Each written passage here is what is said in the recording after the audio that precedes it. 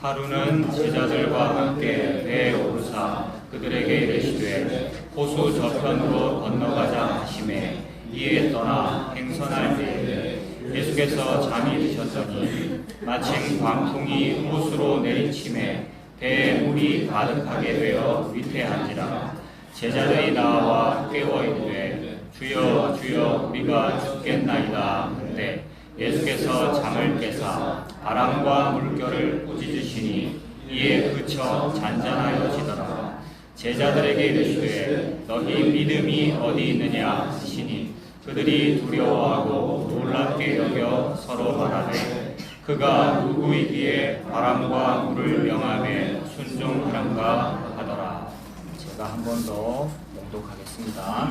하루는 제자들과 함께 배에 오르사 그들에게 이르시되 호수 저편으로 건너가자 하시매 이에 떠나 행선할 때에 예수께서 잠이 드셨더니 마침 광풍이 호수로 내리침에 배에 물이 가득하게 되어 위태한지라.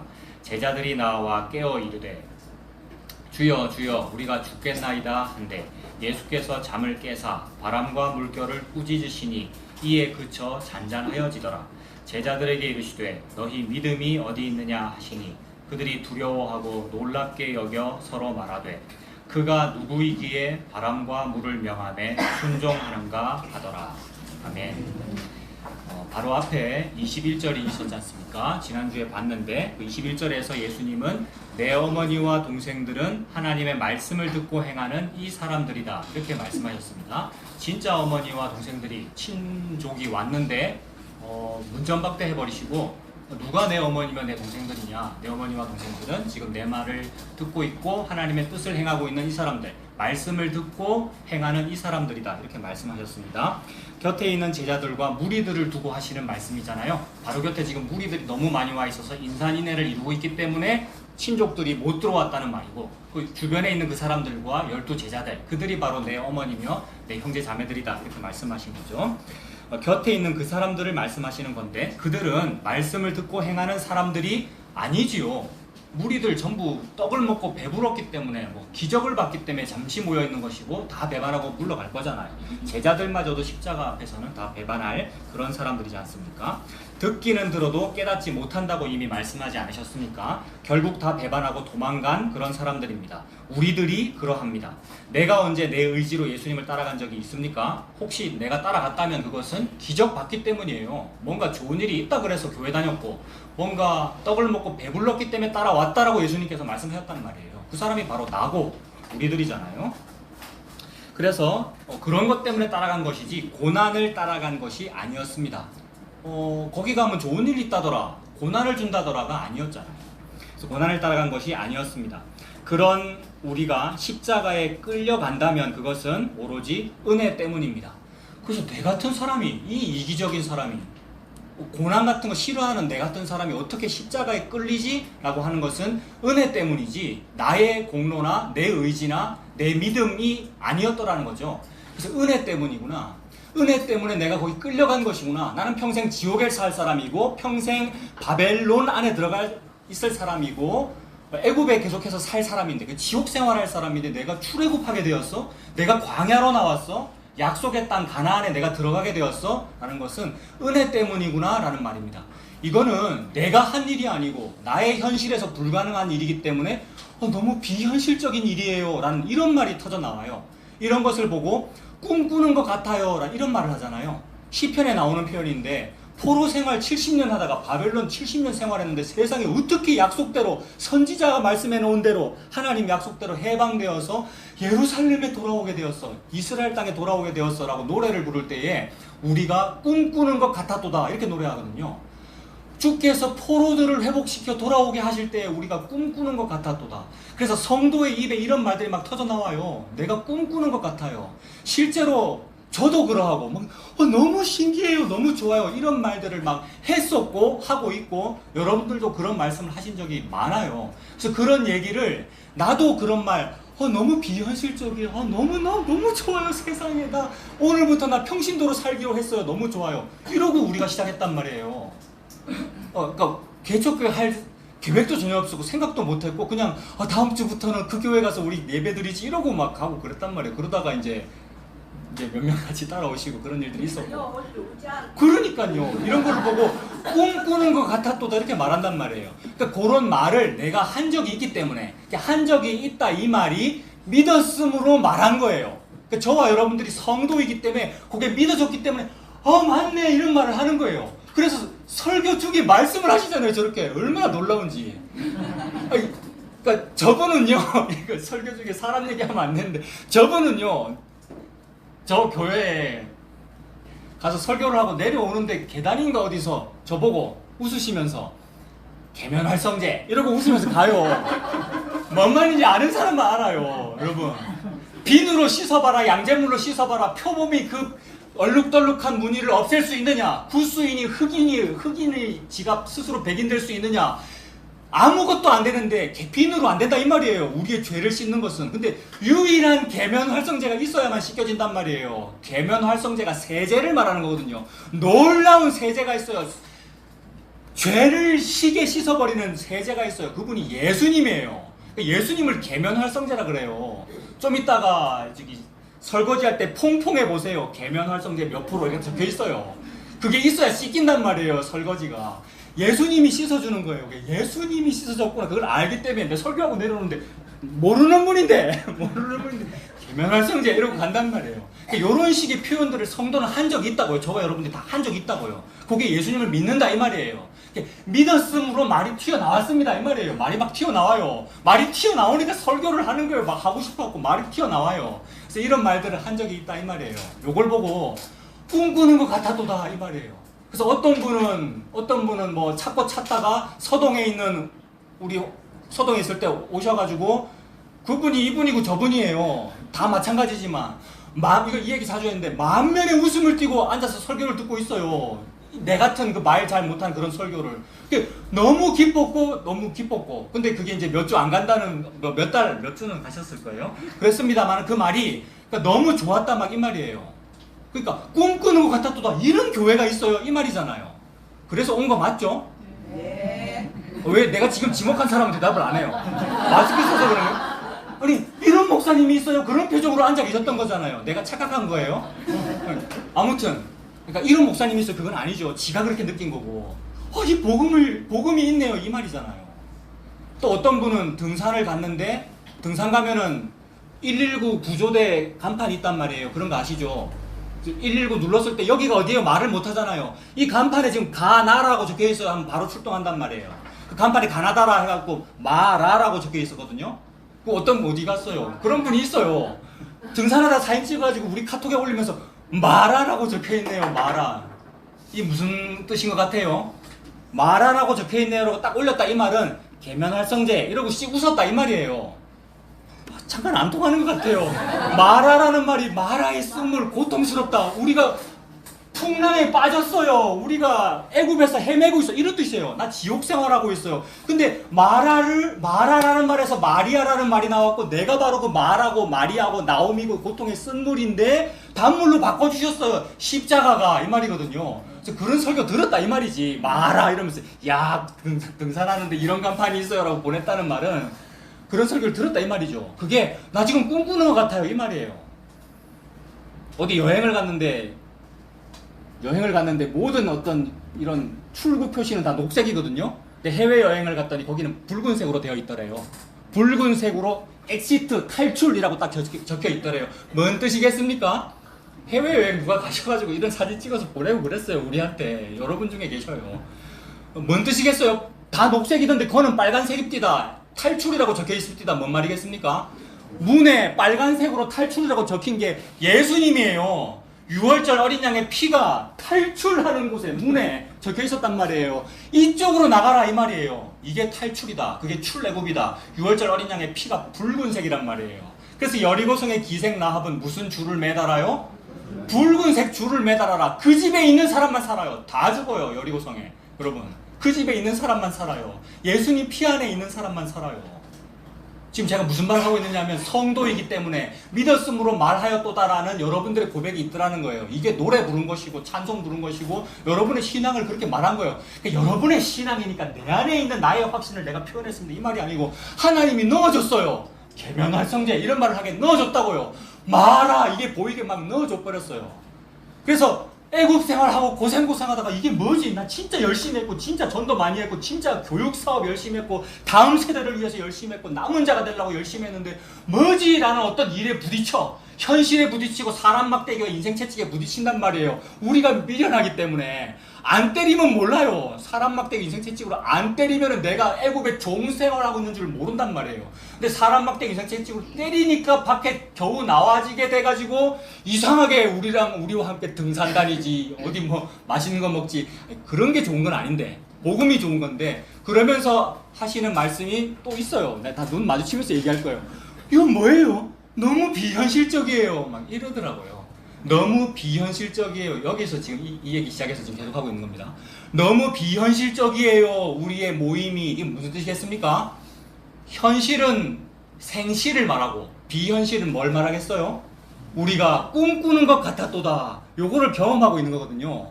성도가 이 교회에 다닌다 이 말은 교회는 예수 그리스도의 몸이고 성도가 이 땅에서 이 신앙을 이 복음을 알게 되었다 이 말은 꿈꾸는 것 같았도다 이거라고요. 그러니까 남들이 볼 때 다 비현실적인 거야.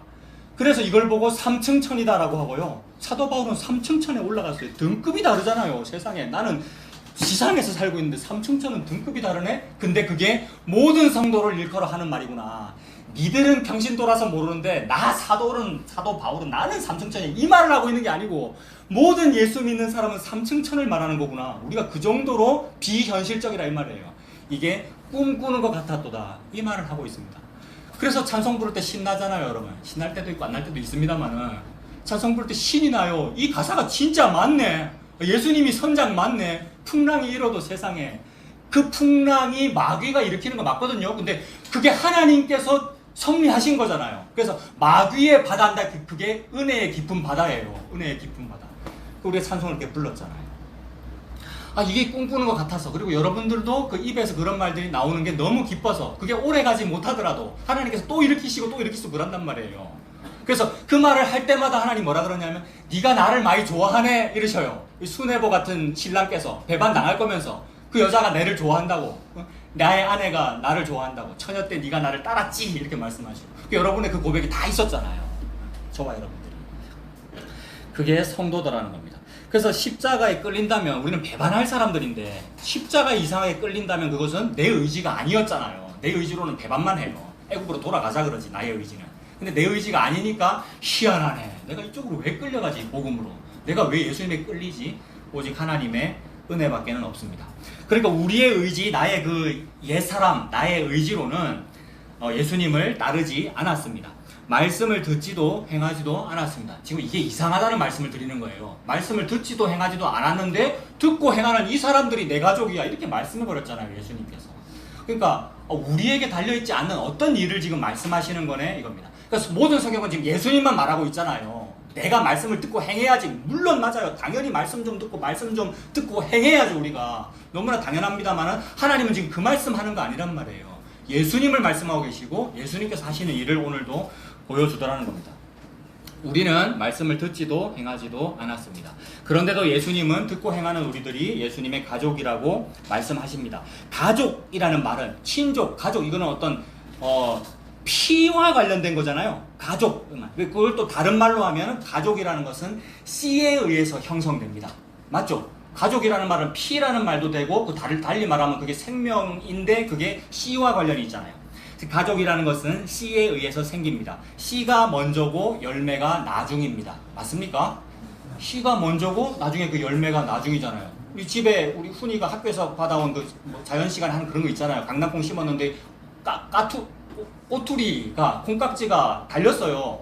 한 개 심었는데 안에 여러 개 들어있잖아요. 씨 한 개 심었는데 여러 개 들어있다. 이거를 보고 좋은 땅에 씨앗이 떨어지니 100배나 결실을 맺었다. 그 해 농사를 지어 100배나 결실을 맺었다. 성경책에. 그 다음에 씨를 심었는데 30배, 60배, 100배 결실을 거뒀다. 하나 심었는데 100배다라는 말씀을 하시는 거잖아요. 이건 지금 우리 인간의 어떤 일을 말씀하시는 거 아니라 우리 인간이 농사 짓는 그것을 알아들으라고 그렇게 표현하신 것이지만 예수님이 하시는 일을 말씀하시는 거죠. 근데 너무 신기하게도 씨가 먼저고 열매가 나중인데 이 말을 가만히 생각해보면 씨, 열매, 씨가 먼저 열매가 나중. 근데 씨와 열매 이러면 씨와 열매는 같은 말 아닙니까? 씨와 열매 같은 말이죠. 거짓말이잖아요. 씨라는 말과 열매라는 말 같은 말이잖아요. 예수님이 죽으셔서 예수님의 몸을 이루셔요. 예수님이 나타나는 거예요. 그러니까 예수님이 머리이시고 저와 여러분들은 없는 거잖아요. 우리는 없고 저와 여러분들이 예수님의 몸이란 말이에요. 그러면 다 합해서 뭐예요? 머리가 예수님이고 몸이 예수님 몸이고 다 합해서 뭐예요? 예수님이잖아요. 처음에 죽은 건 예수님이에요. 예수님 죽고 나중에 뭐가 나타난 거예요? 예수님이잖아요. 씨와 열매가 같아요.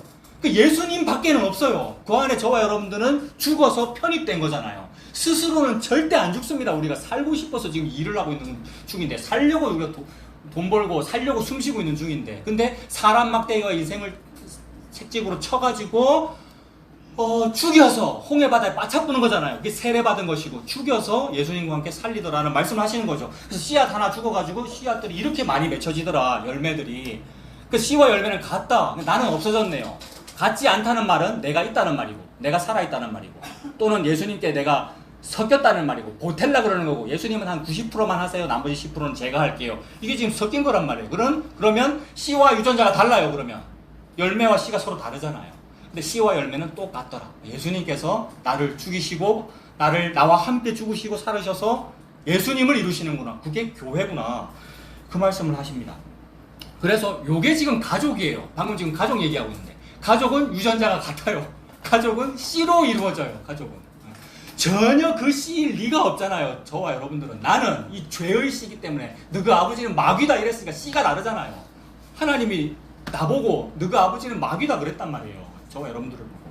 근데 그런 사람을, 내 말씀을 듣고 행하는 사람이야, 내 곁에 있는 이 사람들이야, 하나님의 뜻대로 하는 이 사람들이 내 가족이다 라고 했으니 유전자가 같아요. 그래서 예수님께서 머리 대시고 내 머리 잘라서 죽이시고 우리를 예수님의 몸으로 삼은 거, 씨와 열매가 같구나, 그 뜻입니다.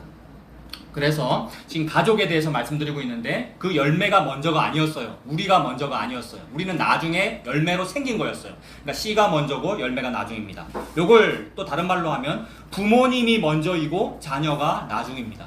지난 수요일에 하이델베르크 요리문답 5계명 내 부모를 공경하라라고 했는데, 거기서 이거 말씀드렸어요. 그러니까 부모가 먼저이고 자녀가 나중이다라는 말은 창조주를 말씀하시는 거예요.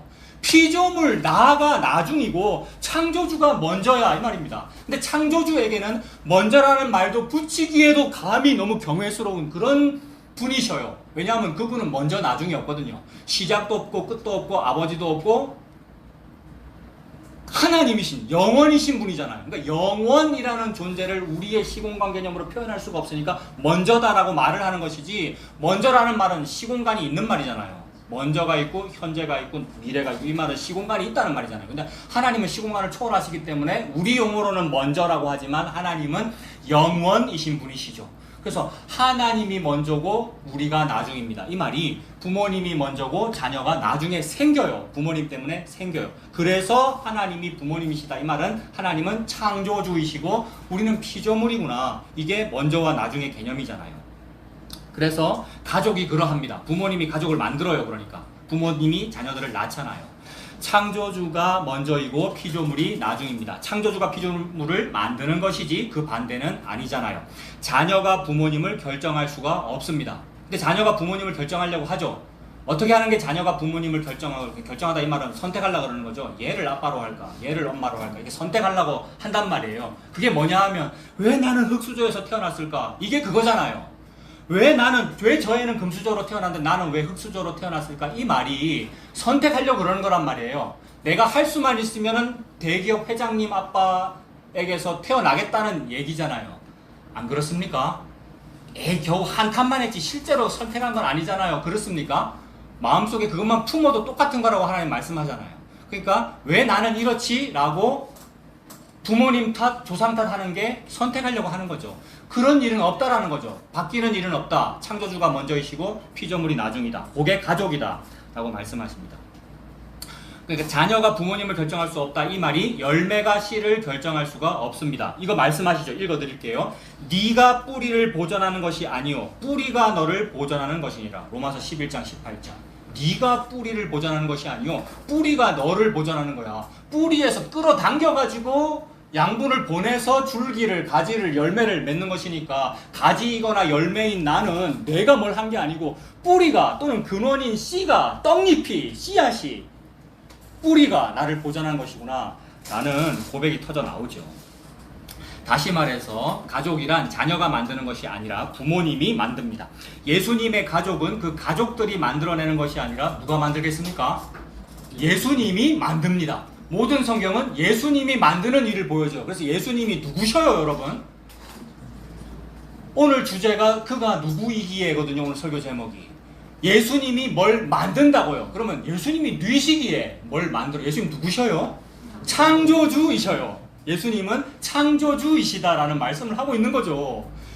성경을 통하여 예수님은 지금 옆에 있는 제자들에게 내가 아빠야 라는 걸 보여주는 거예요. 그래서 옆에 있는 의심하는 제자들이 뭐인 거예요? 예수님의 자녀들, 가족들인 거죠. 얘네들이 내 가족이야. 내가 아빠야. 내가 창조주야. 내가 씨앗이야. 니들은 나로 인해서 생기는 열매고 라는 것을 풍랑으로 보여주는 겁니다. 창조주는 풍랑에게 명령하면 어떻게 될까요?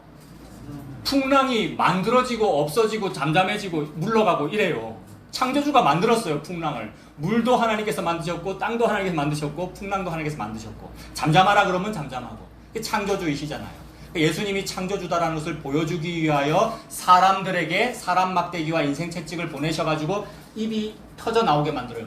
그가 뉘시기에 이 말이 터져 나오게 만들어요. 그래서 모세가 당신이 누구신데요? 라고 묻잖아요.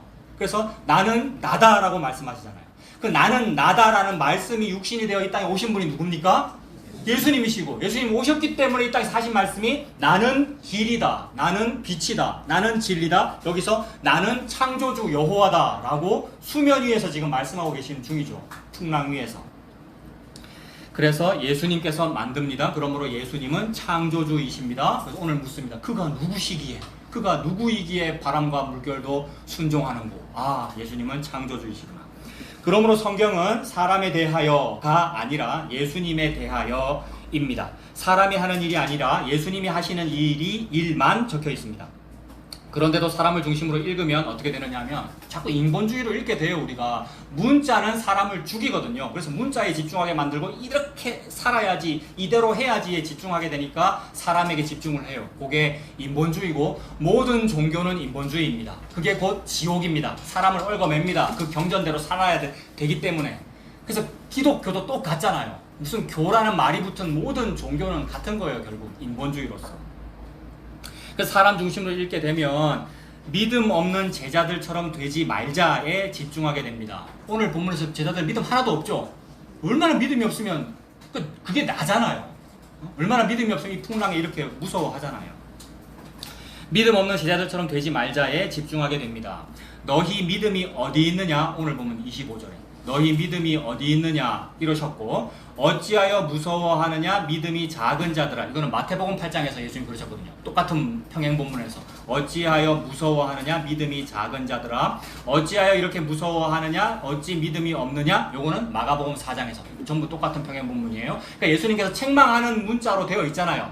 그 믿음 없다고 지금 책망하시는 그런 문자로는 되어 있잖아요. 이런 문자, 이 성경 구절을 읽으면서 자기를 막 책망해요. 나를 책망하고 또는 내가 교역자, 내가 목사면 성도를 그렇게 책망하고요. 왜 믿음이 없냐고. 이 구절을 가지고 충분히 책망할 만하잖아요. 그래서 내가 나에게서 유체이탈을 해가지고 나를 책망하는 겁니다. 내가 본문을 읽으면서 나 중심으로 읽으면, 사람 중심으로 읽으면 어떻게 되느냐 하면 내가 나에게서 유체이탈을 해가지고 나를 쳐다보면서 책망하는 거라고요. 그 말은 책망하고 있는 나는 이거를 읽고 봐, 믿음이 있어야 돼 라고 생각하는 나고, 이 나는 믿음이 없는 나란 말이에요. 그러니까 믿음이 있는 나가 믿음 없는 나를 막 책망하는 거라고요. 이 자아 분열이잖아요. 유체이탈한 것이고, 내가 나를 막 책망하는 게 이게 스스로를 희망 고문하는 것이고 이룰 수 없는 목표를 막 설정하는 거예요. 그럼 말라 죽지 않을까요? 이룰 수 없는 목표를 설정해놓고 막 열심히 노력하면 말라 죽지 않겠습니까? 그게 지옥입니다. 밤낮 잠을 자면 안 되거든요. 열심히 이룰 수 없는 목표에 다다르기 위해서 밤낮 쉼이 없다. 이게 지옥입니다. 회사에서도 막 너무 어마어마한 어떤 목표를 설정해가지고 그래프 만들고 이러면 영업 뛰면 그러지 않아요, 여러분. 영업을 뛰면. 근데 회사도 지혜로워가지고 이룰 수 없는 목표를 설정하진 않을 거 아니에요. 사원들을 굴리기 위해서는. 조금 하면 할 수 있는 거, 그 다음 좀 이렇게 하지 않을까요?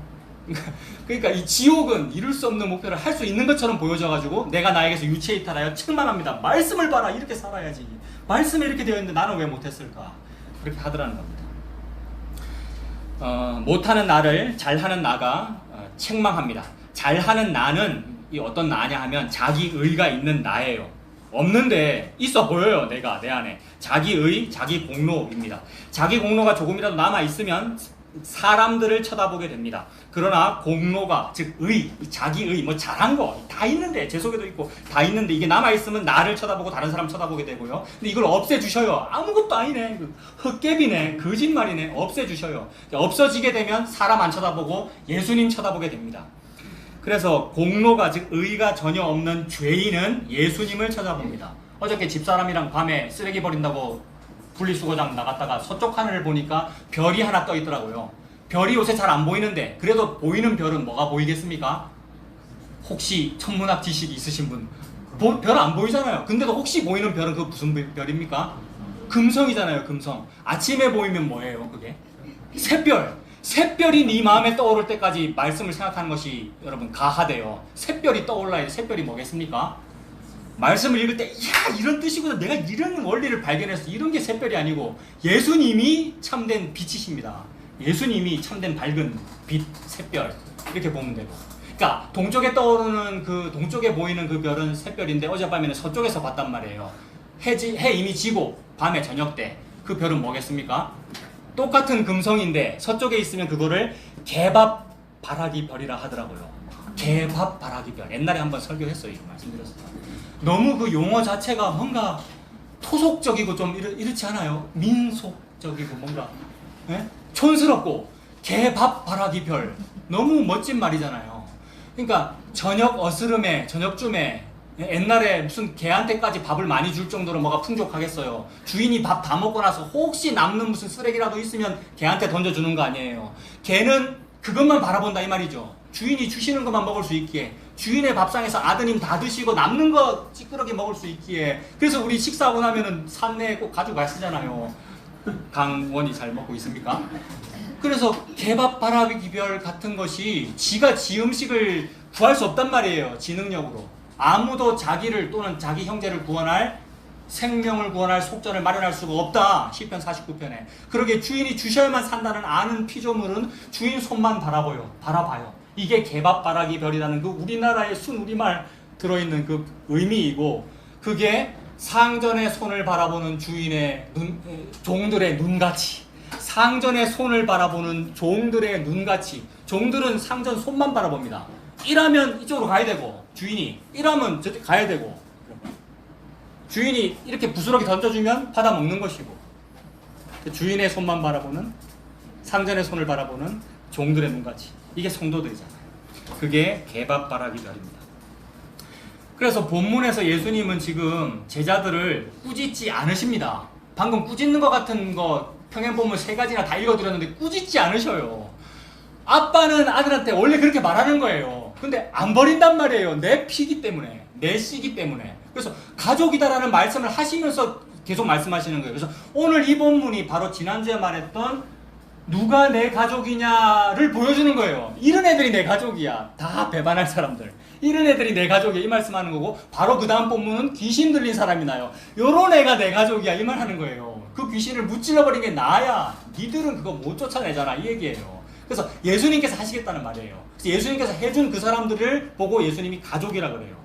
내 가족을 말하는 거기 때문에 책망하고 꾸짖는 문구로 되어 있으나 그 문자는 사람을 죽이는 것이요 영은 살리는 것이니라. 영, 즉 성령님으로 읽으니까 꾸중하시는 건데 꾸중이 아니군요. 들리는 거예요. 아빠의 말씀이. 아빠가 지금 여러분들을 지금 사랑하고 계시는 거잖아요. 이 말씀이. 그래서 꾸짖지 않으십니다. 물론 책망하는 문자로 되어 있습니다만 그것은 자녀를 자녀되게 하시는 말씀입니다. 꾸짖음 받은 것은 제자가 아니라 이날 뭐겠습니까? 이날 꾸중 들은 것은 제자가 아니라 누가 꾸중 들었겠습니까? 풍랑을 꾸짖어 가라사대 이렇게 돼 있단 말이에요. 3가지 공간복음 전부 그렇게 돼 있어요. 제자들에게는 책망하는 문구로 말씀하셨으나 어떻게 돼 있냐면 풍랑을 꾸짖어 가라사대 이런단 말이에요. 창조주만 풍랑을 꾸짖습니다. 창조주만 피조물에게 명령합니다. 그러면 그대로 됩니다. 예수님이 창조주라는 말씀이시잖아요. 그래서 제자들이 나와 깨어 이르되 주여 주여 우리가 죽겠나이다 한데 예수께서 잠을 깨사 바람과 물결을 꾸짖으시니, 오늘 24절, 바람과 물결을 꾸짖으시니 이에 그쳐 잔잔하여지더라. 그리고 이거는 마태복음 8장 26절은 곧 일어나사 바람과 바다를 꾸짖으시니 아주 고요하게 되었다. 풍랑을 꾸짖으셔요. 제자를 꾸짖으신 게 아니고 풍랑을 꾸짖으셔요. 예수께서 깨어 바람을 꾸짖으시며 바다더러 이르시되 잠잠하라 고요하라 하시니 바람이 그치고 아주 잔잔하여지더라. 이건 마가복음 4장 똑같은 공간 부분이에요. 그러니까 본문은 왜 믿음이 없냐고, 왜 더 훌륭한 신앙인이 되지 않느냐고 책망하는 것이 아닙니다. 제자들에게 직접 예수님이 누구인지를 보여주시는 겁니다. 예수님이 누굽니까? 대답해 보셔요. 예수님이 오늘 본문에서 누굽니까? 창조주이시죠.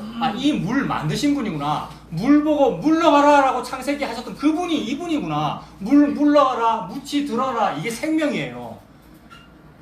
바다에 빠져 허우적거리는 사람이 무치를 만났다. 이게 생명을 붙잡았다 이 얘기잖아요. 이거 생명을 그렇게 표현하는 거예요. 물이 물러가라, 한 곳으로 모여라, 무치 올라와라 라고 말씀하신 분이 여호와 하나님이셔요. 그러니까 생명을 표현하시는 거예요. 지금 예수님이에요. 그게 그 생명이.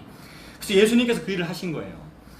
그러니까 예수님이 누구인지를 보여주시는 겁니다. 예수님은 풍랑을 꾸짖어 명령하시는 창조주라는 것을 보여주십니다. 이것을 본 제자들은 믿음이 생기기 시작합니다. 자녀를 길러요. 믿음을 줘가지고 믿음 막 키워요. 자녀를 길러요. 아버지이시기 때문에. 믿음이 생기기 시작합니다. 물론 배반하고 넘어지고 시험 들고 기복이 심할 겁니다. 그게 크는 겁니다. 내가 그렇게 크거든요. 우리가 그렇게 크고 있거든요. 그래서 사춘기잖아요. 사춘기 막 5춘기 6춘기 막 지나가고 있단 말이에요. 우리 아이들이 사춘기 겪는 것을 보면서 내가 옛날에 우리 엄마 아빠한테 저랬구나. 그거 그제서야 알아요. 네, 많이 그랬죠. 지금도 그러죠. 한 개도 안 미안해요, 엄마. 네, 더 그럴 거예요. 못해가지고. 그게 크는 거예요. 사춘기잖아요. 그걸 보고 가족이라 그래요. 가족. 그러니까 부모는 그렇게 대보고 안 해요. 제가 보니까. 그렇게 대보고 안 해요. 네. 가족이에요.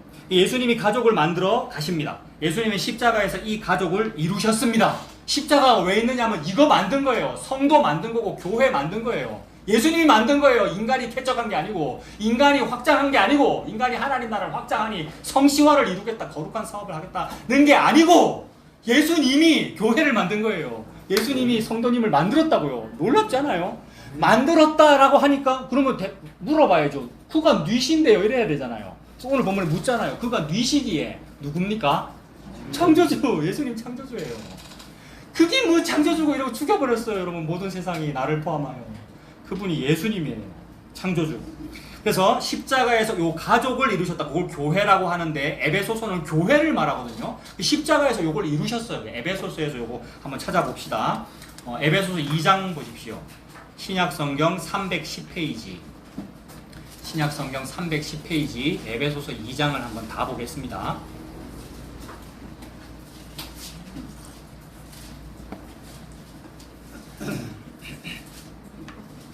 자, 에베소서 2장에 보면 그는 허물과 죄로 그 다음 뭡니까? 죽었던 너희를 살리셨도다. 그러니까 우리가 죽어 있었어요. 요게 물에 빠져 있다 막 그런 뜻이고, 애굽에서 생활하고 있다 그런 말이에요. 그러니까 죽었는지도 모르고 내가 살았다라고 하면 이렇게 하면 목표 달성하겠지, 이렇게 하면 오늘은 벽돌을 더 많이 만들면 바로 임금님께서 나에게 월급 좀 더 주시겠지, 이러고 살았단 말이에요. 우리가 그게 죽은 모습이다. 그대로 계속 가면 그게 지옥이란 말이에요.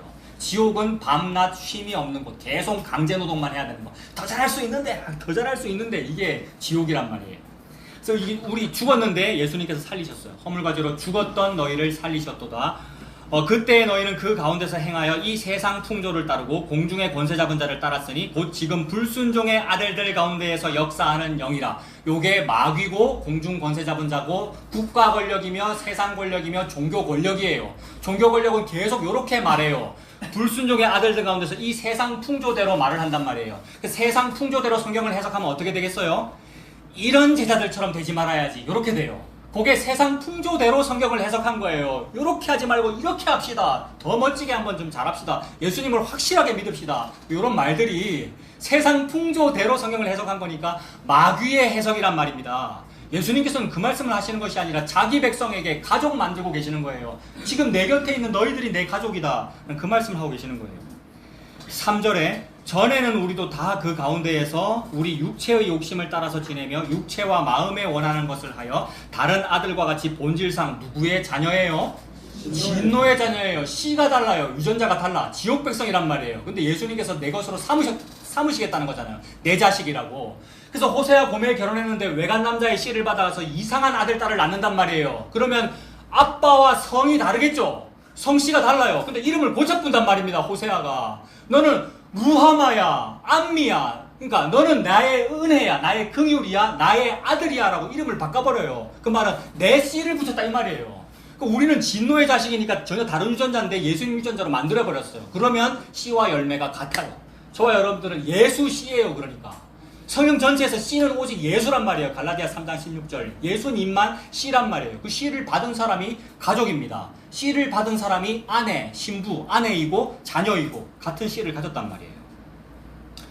그래서 원래는 진노의 자녀였는데 4절에 긍휼이 풍성하신 이게 루하마입니다. 원래 루하마인데 로자라고 하는 부정접두어를 떼버렸어요. 그러면 루하마만 남아요. 루하마라는 어려운 말이 긍휼이라는 뜻이거든요. 우리가 긍휼이에요. 원래 긍휼을 못 받는 사람인데. 그래서 하나님이 긍휼이신데 그 긍휼을 우리한테 줬단 말입니다. 4절이 긍휼이 풍성하신 하나님이 우리를 사랑하신 그 큰 사랑을 인하여 허물로 죽은 우리를 그리스도와 함께 살리셨으니까 그리스도가 앞에 어떻게 됐다는 말입니까? 죽었다는 말이네요. 우리와 함께 죽고 함께 살았다는 말이네요. 이게 십자가네요. 그리스도와 함께 살리셨고 너희는 뭐로 구원을 받았습니까? 은혜로 구원을 받았습니다. 또 함께 일으키사 그리스도 예수 안에서 함께 하늘에 앉히시니 이는 그리스도 예수 잠깐 함께 하늘에 앉히시니가 거가 몇 층천이에요?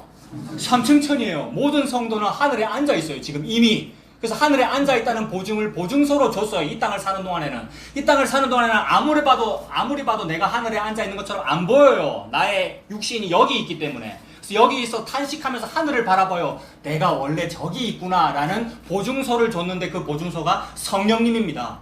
보증서는 나중에 이루어질 거를 미리 보증하는 거잖아요.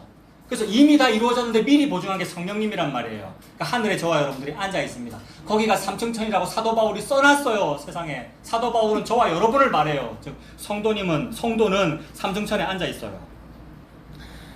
그래서 하늘에 앉히시니 7절 이는 그리스도 예수 안에서 우리에게 자비가 바로 위에 나온 긍휼이고 은혜고 다 같은 말이죠. 자비라는 말이 자비하심으로써 그 은혜의 지극히 풍성함을 오는 여러 세대에 나타내려 하심이라. 오는 여러 세대에 니도 내 가족이다, 니도 가족이다 라는 나타내려고 어찌 믿음이 없느냐, 어찌하여 너희 믿음이 어디 있느냐라고 가족 만들고 있단 말이에요. 지금 책망에서 이 세대에게 나타내리라고. 뭘 나타내겠습니까?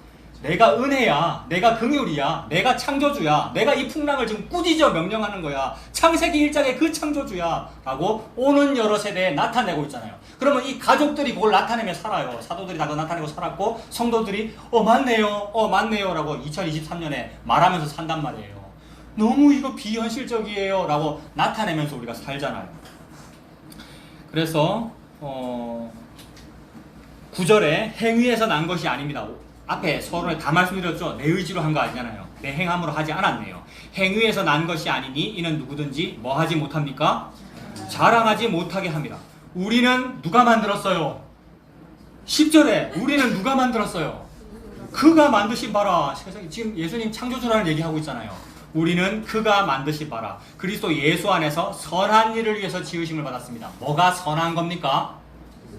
예수님 믿는 게 선한 거예요. 풍랑을 보고 예수님이 뉘시기에 예수님이 창조주네요를 보고 참 착하다 니 어찌 알았노. 예수님이 줬어요. 그 알물 지혜와 계시의 영을 줬단 말이에요. 그것 때문에 예수님을 알고 보고 믿는 거, 예수님을 알고 믿는 거, 이거를 보고 착하다, 선한 일이다. 그런 사람은 착한 행동을 합니다. 착한 행동을 해라 말아라, 교회가 선한 사업을 해라 말아라 말할 필요가 없고 예수님 믿는 것이 선한 일입니다. 선한 일을 위하여 지으심을 받은 자니 이 일은 하나님이 전에 예비하사 우리로 그 가운데에서 행하게 하려 하셨기 때문에 행합니다. 이거를 보고 듣고 행하는 사람이 내 가족이다. 그 사람들은 행해요. 예수님 믿는 것이 행하는 거예요. 행하게 하려 함이라. 이게 예수님의 가족입니다. 11절에 그러므로 생각해라. 너희는 그때의 육체로는 이방인이요. 우리가 한국 사람이잖아요. 이방인 맞잖아요. 이방인이요. 손으로 육체의 할례를 받은 무리라 칭하는 자들로부터 할례를 받지 않은 무리라 칭함을 받은 자들이라. 우리가 포경수술이라는 의학 기술이 발달해가지고 하기는 합니다만 유대인들이 볼 때 무할례당이란 말이에요. 우리는 한국 사람이니까. 자기들은 할례 받은 사람이에요. 뭔 뜻이에요? 하나님께서 내 몸에 표시 내놓은 나는 선민이야로 사는데 우리는 그거 아니란 말이에요. 선민이 아니니까 외부인이고 외인이고 이방인이고 한국 사람이라는 뜻이잖아요. 할례도 안 받은 버린 자식이다라는 뜻이죠. 우리가 그런 사람이다. 12절 그때 너희는 그리스도 밖에 있었고 이스라엘 나라 밖의 사람이라. 약속의 언약들에 대해서는 외국인 외인이요 세상에서 소망이 없고 하나님도 없는 자이더니 이제는 전에 멀리 있던 한반도에 살고 있으니까 얼마나 멉니까? 예루살렘으로부터 우리가 얼마나 멉니까? 전에 멀리 있던 너희가 그리스도 예수 안에서 그리스도의 뭐로? 피로 가까워지면 그걸 뭐라 그럽니까? 혈족이라 그러고 친족이라 그러고 가족이라 그러잖아요. 씨로 이루어진 거다. 씨족이라 그러고. 지금 우리를 가족이라 그러는구나. 예수 피로 된 사람만 가족입니다. 예수 피로 된 사람만. 혈통이나 육적으로 안 되고 예수 피로 된 사람만 가족이라고 합니다. 예수 안에서 그리스도의 피로 가까워졌느니라. 그래서 교회는 예수 피인가 아닌가만 보는 거예요. 그래서 예수 피 아닌데 엉뚱한 얘기하는데 그러면 목사가 바로 얘기합니다. 막 바로 얘기할 겁니다. 여러분 엉뚱 소리 하지 말란 말이에요. 교회 와가지고 예수 피로만 이루어진 거기 때문에 거기에 나의 의나 나의 의 때문에 생기는 다른 사람 쳐다봄이 없단 말이에요. 여기서 인간관계하거나 사회사업하거나 여러분의 목적 이름이 없단 말이에요. 예수 피밖에는 없어요. 그래서 예수 피 얘기하는가 안 하는가를 은근히 보고 있어요. 목사는 또 지가 감시자인 것처럼. 여러분 그래도 세파트니까 여러분 이번 주에 우리 아들이랑 영화 봤는데 선한 목자라는 영화를 봤어요. 해군 영화예요. 해군 영화. 원작이 선한 목자라는 영화 제목이 그렇거든요. 그 영화 제목은 그레이 하운드고요. 실제로 2차 세계대전에 있었던 해군 군함을 말해요. 그 군함의 역할이 그레이 하운드가 개의 이름이거든요. 세파트예요. 세파트는 아닌데 개 목자예요. 양떼를 지킨단 말이에요. 내가 지키는 게 아니라 말씀께서 예수 핀가 아닌가 본단 말이에요. 자존심이 전부 다 있고 지신앙생활이라는 게 있기 때문에 자기 얘기를 자꾸 해요. 저와 여러분들이 행동에서 다 나와요. 근데 자꾸 나오세요. 숨기지 마세요. 다 발각돼야 돼요. 그럼 세파트가 콱 물어줄게요. 예수님께서 콱 물 거란 말이에요. 그거 아니야 라고.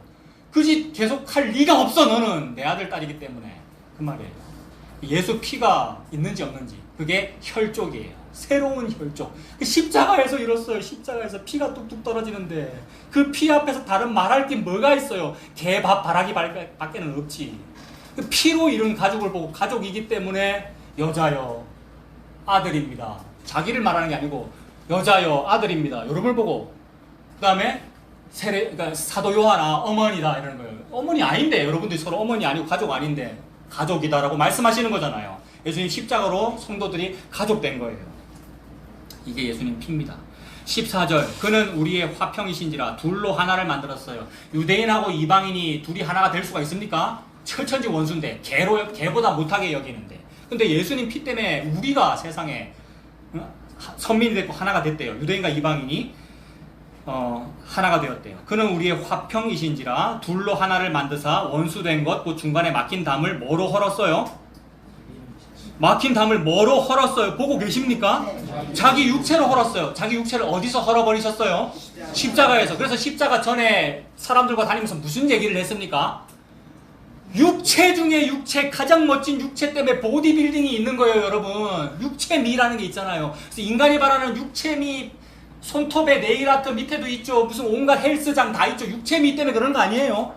성형수술 육체미 때문에 보톡스 하는 거 아니에요? 그 육체미 중에 육체미가 뭡니까? 성경 전체에서는 성전이에요. 성전. 그래서 성전 우와 이 말이 육체미 이 말이에요. 오늘날 우리가 이거 먹어야 몸이 좋아지는데 이게 같은 거예요. 좋은 거 드세요. 먹지 말라는 얘기는 아니고 그 육체적인 걸 바라는 이 마음이 성전 중심 이 말이에요. 예수님이 뭐라 그랬어요? 이 성전을 허물어버려라. 내가 사흘 만에 지으리라. 예수님 자신이야말로 진짜 성전인데 죽어버릴 거야. 근데 뭔 46년 동안 개축하고 있는 리모델링하고 있는 그 인간 성전을 바라보고 있니? 뭐 그리 육체적인 걸 바라보고 있니? 그 얘기예요. 진짜 육체는 예수님이시고 예수님이 진짜 성전이시고 허물어 버리시는 거예요. 그래서 예수님께서 십자가에서 예수님 육체가 허물어져 버렸잖아요. 성전이 허물어져 버렸잖아요. 자기 육체로 헐어버렸기 때문에 예수님 죽으실 때 지성소에 뭐가 찢어져 버렸습니까? 휘장이 찢어져 버렸죠. 휘장이 없으면 그 건물은 성전이 아닙니다. 휘장이 있어야만 성전이란 말이에요. 휘장 찢어져 버렸는데 우리가 다시 재봉틀로 했는지 뭘 했는지 다시 기웠단 말이에요. 그러니까 우리가 뭘 했잖아요. 우리가 성전을 지었기 때문에 성전 아니란 말이에요. 성전은 오직 누구만 성전입니까? 예수님만 성전이시고 다 무너져야 되고 사흘 만에 다시 지어야 성전이에요. 그걸 보고 성도라 그래요. 이제는 성전이나 다른 말 쓰지 않고 건축물이 아니고 성도를 성전 삼으셨고 그 교회를 예수님께서 그 안에 사시는 것이고 그걸 성전이라고 한다. 그러므로 너희 육체가 너희 몸이 하나님께서 거하시는 전인 줄을 알지를 못하느냐 이랬잖아요. 우리가 그 전이구나. 예수님께서 다 허물어 버리셔서 다시 지으셨구나. 그 얘기죠. 그래서 뭐로 허물어 버렸냐면 자기 육체로 허물어 버렸어요. 십자가 달리셨어요. 15절 법 조문으로 된 계명의 율법을 폐하셨으니 이는 이 둘로 자기 안에서 뭘 짓습니까? 한 세 사람 14만 4천 명이니까 14만 4천 명의 사람인데 몇 명이래요 지금 여기서? 한 명이래요. 한 명이라는 말은 한 몸이라는 얘기잖아요. 머리는 예수님, 나머지는 전부 한 몸. 이걸 보고 가족이라고 그러고 한 세 사람이라고 그러고 이걸 교회라고 한다. 한 세 사람을 지금 화평하게 하시고 또 십자가로 이 둘을 한 몸으로 하나님과 화목하게 하려 하심이라. 원수된 것을 십자가로 소멸하시고 또 오셔서 먼 데 있는 너희에게 평안을 전하시고 가까운 데 있는 자들에게 평안을 전하셨으니 이는 그로 말미암아 우리 둘이 한 성령 안에서 성령 한 분 받았기 때문에 한 사람이에요. 한 사람에게 한 성령이었어요. 한 몸이에요. 한 성령 안에서 어디에 나아갑니까? 아버지께 나아갑니다. 자녀들만 아버지께 나아갑니다. 한 가족입니다. 아버지께 나아감을 얻게 하려 하심이라. 그러므로 이제부터 너희는 외인도 아니요 나그네도 아니요 오직 성도들과 동일한 시민이요 하나님의 뭐랍니까? 권속 가족이라는 뜻이네요. 하나님의 가족이라. 너희는 사도들과 선지자들의 터 위에 세우심을 입은 자라. 그리스도 예수께서 친히 모퉁이 돌이 되셨느니라. 예수님이 왜 모퉁이 돌이 되셨죠? 우리 모든 인간은 다 건축자라서 열심히 건축을 하고 있는 거예요. 단백질 보충제를 먹으면 여기 알통이 나온다더라. 이게 막 건축하고 있는 거잖아요. 보디빌딩이 건축이란 말이에요. 그것만 합니까? 집도 우리가 건축하고 자수성가를 해야 되는데 이게 목표잖아요. 이게 돈 버는 거고 이게 이 땅에 사는 거잖아요. 이 집을 건축하고 있는데 이 집 나 건축하는데 예수는 너무나 쓰잘데기 같고 너무나 방해가 되고 걸리적거리는 돌이에요. 그러면 이 건축가인 나가 예수라는 돌멩이를 어찌해버려야 되겠습니까? 차버려야 되죠. 이거 쓸데없다고. 이거 차버리고 빨리 단백질 보충제 먹어야죠. 나를 만드는데 예수는 도움이 안 돼요. 그래서 버렸단 말이에요. 그게 십자가잖아요. 뻥 차서 버려버렸는데 세상에 그 예수님이 굴러가서 차여져가지고 딱 박힌 곳이 모퉁이 돌이 됐대요. 딱 모퉁이에 딱 해서 자꾸 찧어져요. 나를 죽인 그 사람들을 끌어당겨서 탁탁탁 붙여가지고 지어져 가요. 이걸 보고 성전이 지어져 간다 이러시잖아요. 나는 죽여버렸는데, 나는 발로 차버렸는데 나를 끌어당기셔서 한 몸으로 삼아 교회를 지으시더라.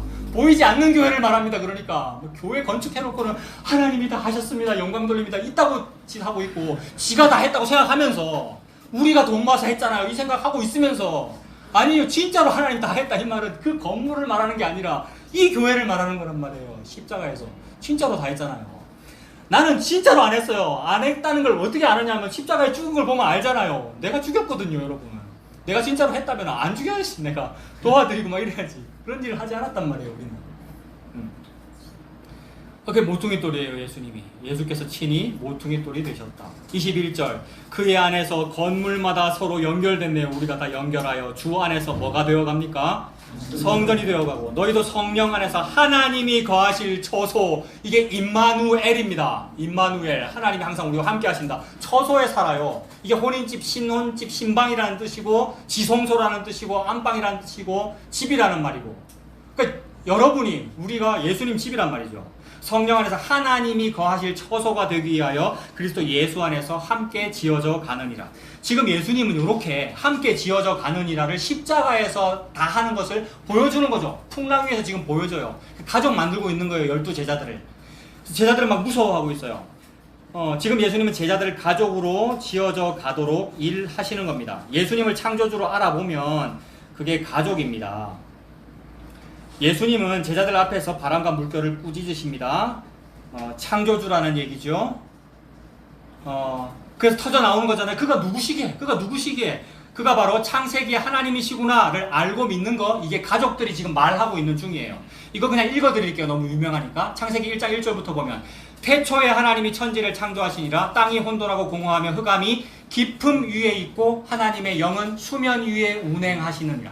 그러니까 성경 1.1획도 한 획도 전부 예수 그리스도만 말하거든요. 그러니까 잘 몰라서 분석 못하는 것은 놔두면 되고, 딱 보니까 흑암이 깊음 위에 있고 하나님의 영은 수면 위에 운행하신다는 걸 보여준 분이 지금 예수님이 갈릴리 바다 위에 계시는 거란 말이에요. 다른 본문에서는 예수님이 풍랑 위를 걷기도 하시죠. 그럼 창세기 1장 2절을 지금 보여주는 거잖아요. 흑암의 바다가 있는데 그 위를 풍랑이 있는데 그 위를 걸으시더라. 수면 위에 운행하시더라. 아, 창조주를 보여주는 거구나. 이거 다 아시는 말씀 또 읽어드릴게요. 하나님이 이르시되 물 가운데 궁창이 있어 물과 물로 나뉘라 라고 하셨죠. 물을 나뉘시는 분은 예수님이셔요. 하나님이 이르시되 천하의 물이 한 곳으로 모이고 묻이 드러나라. 아까 이거 생명이라고 말씀드렸죠. 이 장마철에 온천천만 범람해도 너무 무서워요. 우장충로에서 사람 죽고 그랬잖아요. 얼마나 무서워요. 그날 제가 금정산 꼭대기에 있었거든요. 다행 아닙니까? 온천천 주변에 있었으면 빠져 죽었을 건데 금정산 꼭대기에 있으면 안 죽지 않을까요? 저 그날 죽을 뻔했거든요. 산에는 물이 확 모이면 갑자기 한 곳으로 확 모여서 흘러버리기 때문에 도로가 급류가 돼요. 그날 우리 집사람한테 저 엄청 혼났어. 혼자 제가 놀러가고 차 끌고 차가 막 밀리고요. 조금만 더 물이 올라와서 요쯤 올라오면 문 안 열립니다, 여러분. 그냥 그대로 죽는 거예요. 그러니까 산 꼭대기라고 물을 피해요, 우리가.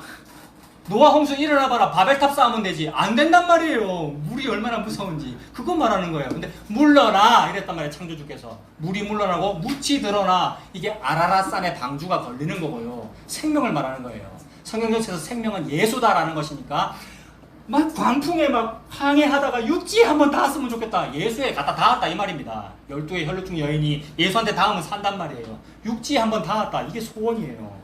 그래서 묻이 드러나라. 예수님 말씀하시는 거예요. 모인물을 바다라 부르시는데 요한계시록에 나중에 가면 그 바다는 마귀의 세력이에요. 바다는 예뱀, 미오와 야단. 그래서 대가리를 수면 아래 딱 감추고 딱 있다가 삼키려고 여러분, 저와 여러분들을.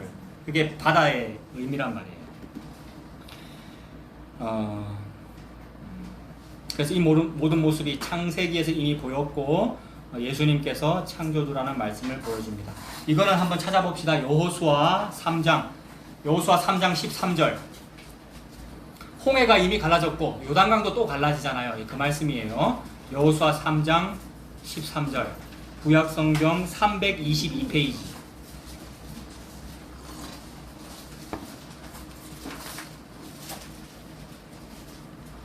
구약성경 322페이지 여호수아 3장 13절부터 온 땅의 주 여호와의 궤가 세 글자로 뭡니까?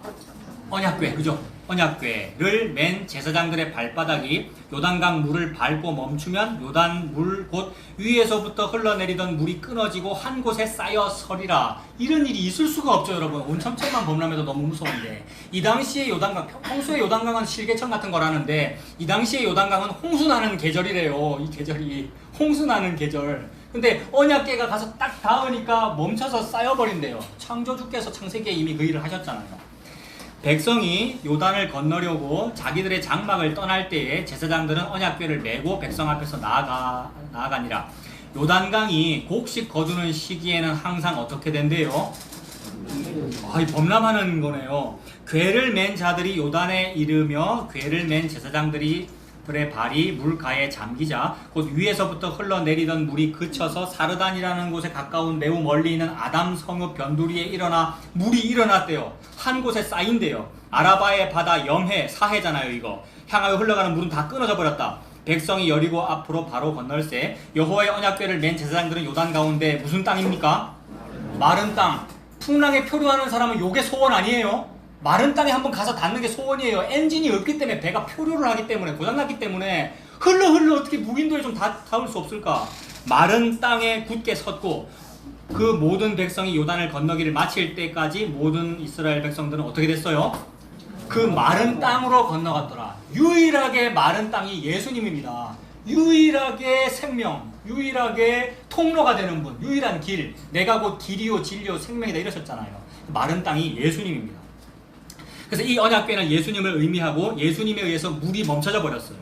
마른 땅은 구원이며 새 하늘과 새 땅입니다. 그 요한계시록에 새 하늘, 새 땅 이런 말 나오는데 땅 나오는데 그 땅이 이 마른 땅을 말하는 거잖아요. 새 하늘과 새 땅. 그래서 예수님이 구원이구나라는 것을 그렇게 보여주십니다.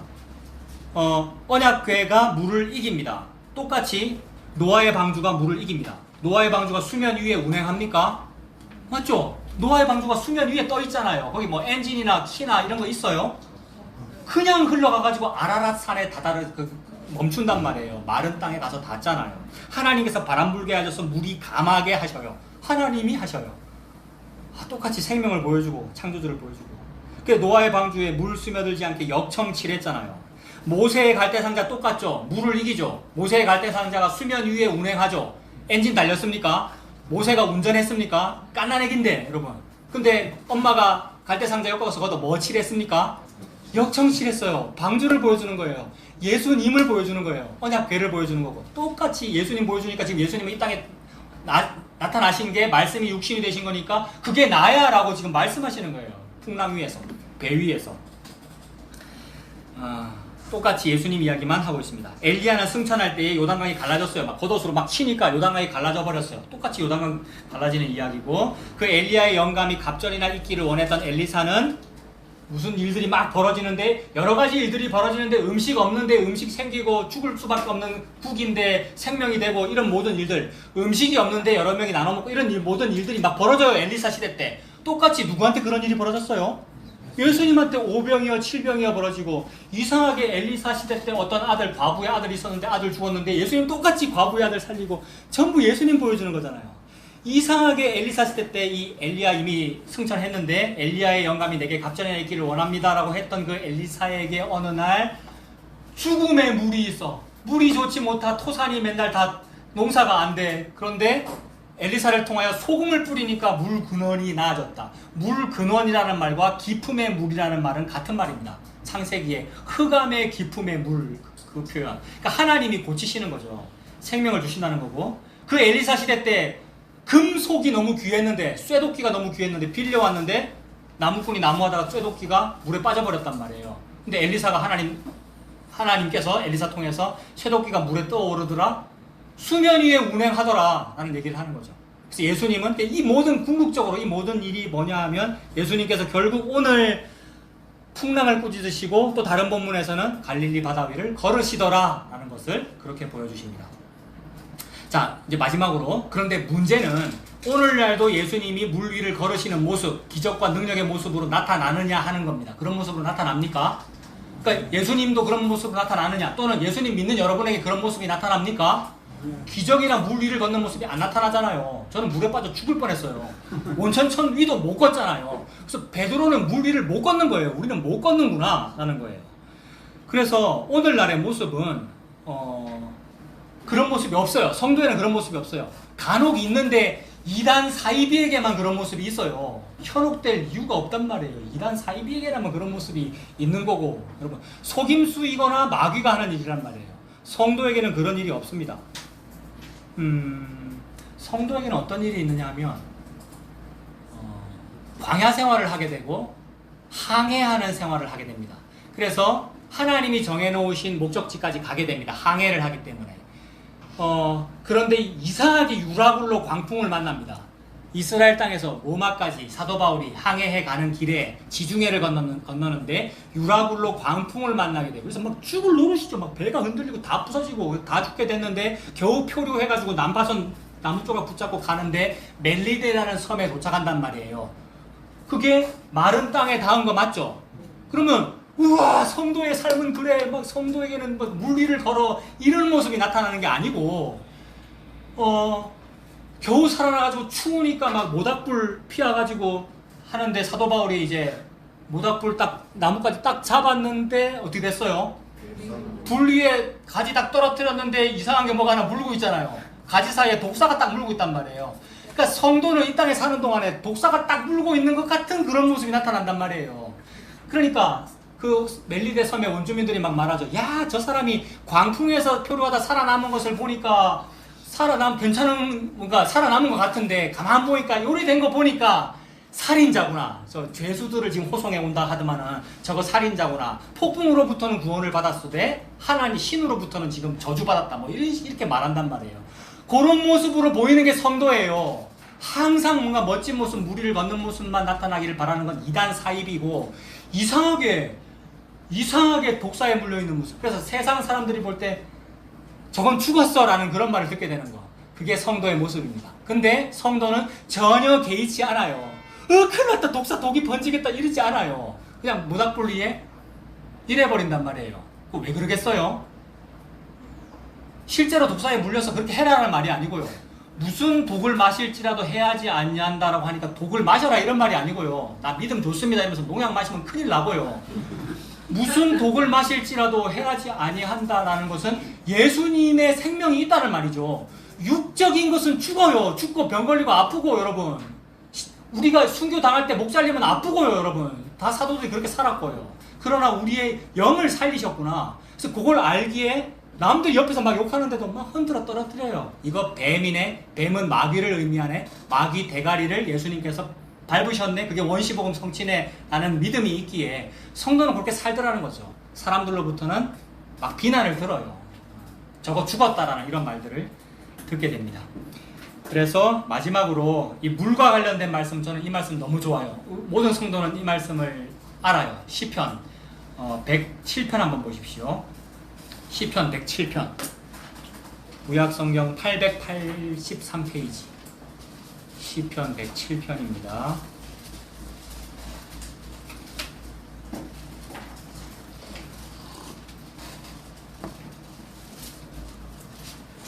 시편 107편 23절부터 보겠습니다. 배들을 바다에 띄우며 큰 물에서 일을 하는 자는, 이거 뭐 해양 산업 하는 사람만 그런 게 아니라 모든 사람은 다 이렇게 살고 있습니다. 저와 여러분들은 다 자기 배들을 바다에 띄우며 큰 물에서 한번 놀자, 큰 물에서 한번 이 사업 한번 해보자 라고 우리는 살고 있습니다. 큰 물에서 일을 하는 자는 여호와께서 행하신 일들과 그의 기이한 일들을 깊은 바다에서 봅니다. 이 세상살이에서 우리가 봐요. 여호와께서 명령하신 즉 광풍이 일어나죠. 바다 물결을 일으키는도다. 그들이 하늘로 솟구쳤다가 깊은 곳으로 내려가나니 얼마나 파도가 무섭겠어요. 그 위험 때문에 그들의 영혼이 다 녹아버리는 것 같아요. 그들이 이리저리 구르며 취한 자같이 비틀거리며 토하고 그들의 모든 지각이 어디에 빠집니까? 혼돈 속에 빠진다. 이게 죄고 이게 악이다라는 것이, 이게 세상이다라는 것을 보여주기 위하여 땅이 혼돈하고 공허하며 흑암이 깊음 위에 있고 하나님의 영은 그 위에, 수면 위에 운행하신다. 하나님께서 위에서 건지는 거예요. 이걸 구원이라고 한다. 그래서 우리는 빠져들었어요. 혼돈 속에 빠지는도다. 28절. 이에 그들이 그들의 고통 때문에 여호와를 부르짖는 것을 보고 하나님 뭐라 그러셔요? 네 나를 사랑하네, 나를 믿네 이러셔요. 고통 때문에 고통을 주셔요. 성도에게 고통 때문에 여호와께 부르짖음에 그가 그들의 고통에서 그들을 인도하여 내시고 광풍을 고요하게 하사 물결도 잔잔하게 하시는도다. 그들이 평온함으로 말미암아, 아까 그 노래 같지 않습니까 여러분? 찬송가랑 똑같잖아요. 그가 평온함으로 말미암아 기뻐하는 중에 여호와께서 그들이 바라는 항구로 인도하시는도다. 바라는 항구, 엉뚱한 거 다 바랬죠. 그러나 성도에게는 이 바램을 주는데, 이 바라는 항구, 이게 옛날 성경책에는 소원의 항구 이렇게 되어 있었잖아요. 소망의 항구, 뭐 그런 노래도 있고, 소원의 항구, 바라는 항구가 예수님 옷깃 스치는 겁니다. 저기 한번 닿아봤으면 좋겠다. 소망의 항구예요. 거기가 저 마른 땅에 한번 올라가 봤으면 좋겠다. 표류하는 백성은 그렇게 말하지 않겠어요? 이 예수님이죠. 예수님이 소원의 항구입니다. 이 소원의 항구가 마른 땅입니다. 새하늘과 새 땅입니다. 풍랑에 허우적거리다가 육지를 만나니까 너무나도 반갑습니다. 이 반가운 은혜, 이 은혜로 살아가는 우리들 되시기를 바랍니다. 기도하겠습니다. 하나님 아버지, 풍랑을 겪게 해주셔서 감사합니다. 하나님께서 모든 일들을 주관하시는군요. 이 모든 일을 통해서 예수님 알게 해주시옵소서. 예수님이라고 하는 마른 땅, 소원의 항구로 저희들을 인도하여 주시옵소서. 예수님 이름으로 기도합니다. 아멘.